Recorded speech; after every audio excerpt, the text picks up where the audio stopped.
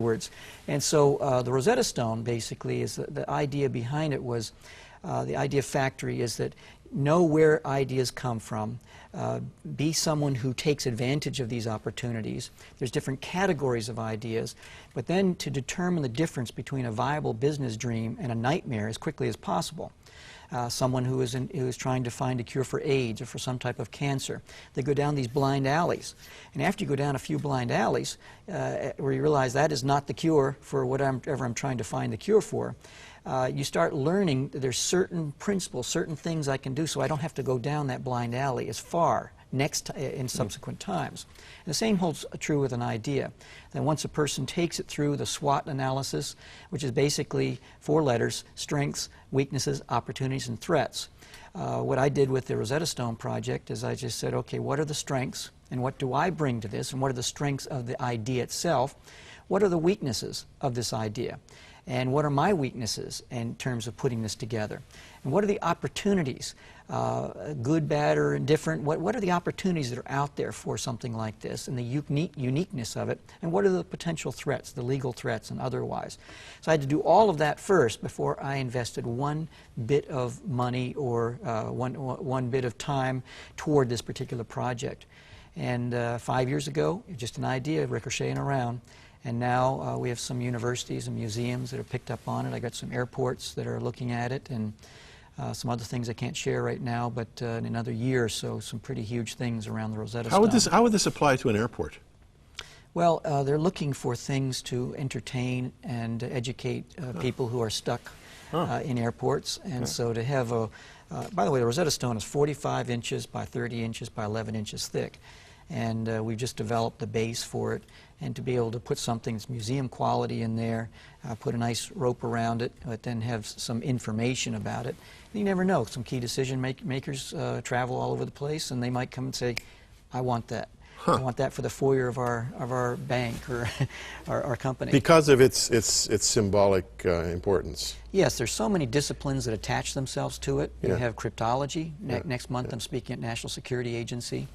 You have the geology, the rock itself, an igneous rock, much interest in why that particular rock was used. You have linguistics, Rosetta Stone language software company, because of the translation that took place. Then there's other aspects. So it's kind of like a metaphor, if you will, for cracking some kind of conundrum, some code, some problem.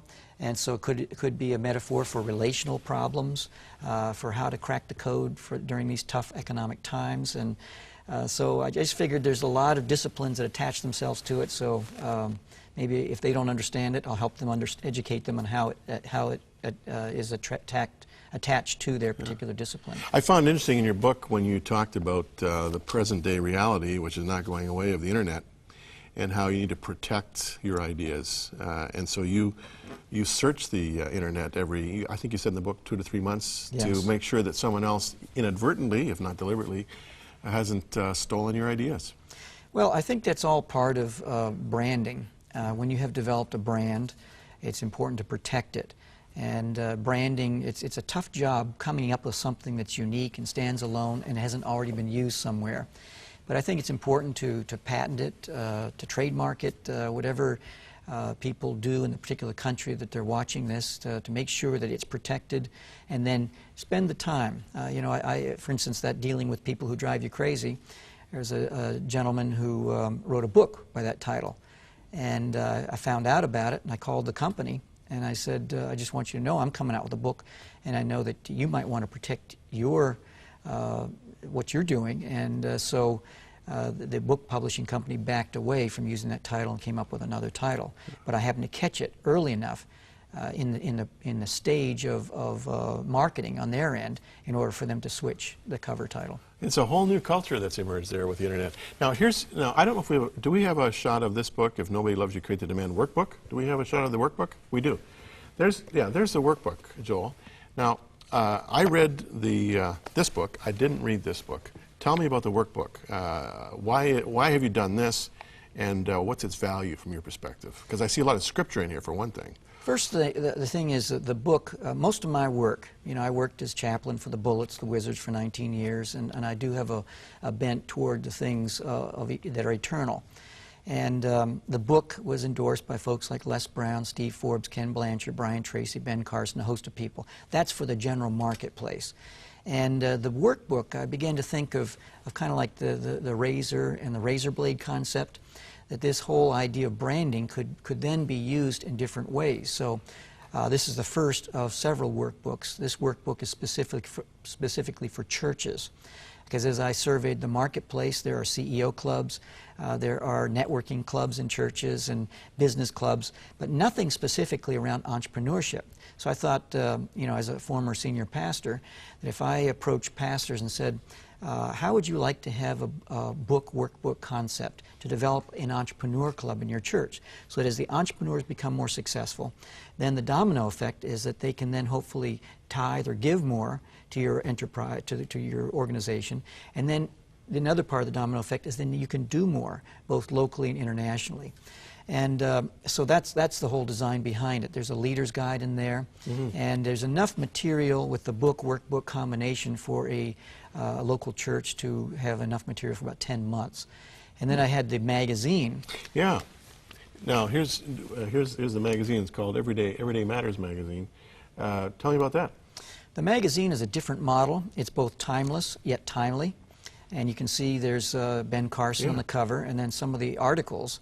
You have an article on raising kids without raising your voice, men and their emotions, cyberbullying, and online harassment, and then also taking care of aging parents. So I wanted to have something that an entrepreneur club could do as a collective group, because entrepreneurs typically have an attention span of about 13 seconds if it's not something they're particularly interested in. So I wanted to have something where entrepreneurs can come together, and then they can do a project, because there's enough ad space in there for them to sell ads to raise a little over $16,000. They can then print up in their local print shop for about $8,000. They can print up about 25,000 copies. And because it's timeless yet timely, even if it takes 18, 24 months, advertisers love it, because if you buy an ad in a magazine for the month of June, let's say, guess what happens on July 1st? You got to buy another ad, because that's going to the trash. And so this is timeless, and so if it takes 18, 24 months for the church group to distribute all these ads, or these magazines in their everyday lives, then the advertiser saying, my advertising dollars are well spent. But I had one person in our church said, she said, I went to the grocery store to share Jesus. And while I was there, I picked up a gallon of milk and a loaf of bread. So it's just a paradigm shifter. This is designed for everyday conversations, non-weird conversations. Someone could be a McDonald's, some other restaurant or something like that, and they reach out, and here's a young mother with a child, and you hand them the magazine, and on the front cover it says, Raising Kids Without Raising Your Voice, and suddenly she says, I could have used that this morning, and guess what? You got a conversation started. And you never know what's going to happen with that conversation, what direction it's going to go. How many years since you pastored? Oh my goodness, let's see, that was 1993 is when I retired. I did that for 18 years, and then decided to take my pastor's heart into the business world. Yeah. Now if you were to go back pastoring again, and I've got 2 minutes, with what you have learned and all that you have experienced with this great entrepreneurial energy of yours, what would you do differently? I would, first of all, I would be, I guess I would have gateways. And kind of a gateway of entrepreneur clubs. I'd reach people in different ways. I love doing things coming in from the side door rather than coming straight at people. And to be able to find out what are the felt needs, what are the issues, where is your pain, and how can we help with that, deal with that pain. And then to be friends, and to allow the friendship to bring about kind of a relationship where there's trust. And once the trust is built and earning the right to be heard, I think that provides an opening to share the good news. What's the best email, or I should say website?